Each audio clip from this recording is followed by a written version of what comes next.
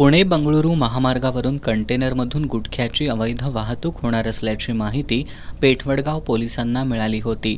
या माहितीच्या आधारावर पोलीस उपनिरीक्षक माधव डिघोळे यांच्या पथकानं सोमवारी रात्री महामार्गावरील किणी टोल नाक्यावर सापळा लावला होता। पोलिसांनी एक कंटेनर थांबवून चालक फत्रू पटेल याच्याकडे चौकशी केली। चालकानं कंटेनरमध्ये केमिकलची बॅरल असल्याचं सांगितलं, मात्र कंटेनरची तपासणी केल्यानंतर त्यात प्रतिबंधित सुगंधी सुपारी, पान मसाला, सुगंधी तंबाखू असा माल असल्याचं निदर्शनाला आलं।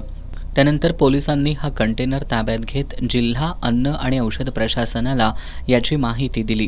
या विभागाच्या अधिकाऱ्यांसमवेत पोलिसांनी पंचनामा केला। या कंटेनरमध्ये 36,36,000 रुपये किमतीची प्रतिबंधित सुगंधी सुपारी, पान मसाला, सुगंधी तंबाखू असा माल आढळून आला। पोलिसांनी कंटेनरसह 56 लाखांचा मुद्देमाल जप्त केलाय। हा माल नेमका कुठून आणला, तो कुठं पोहोचवला जाणार होता याचा पोलीस शोध घेत आहेत।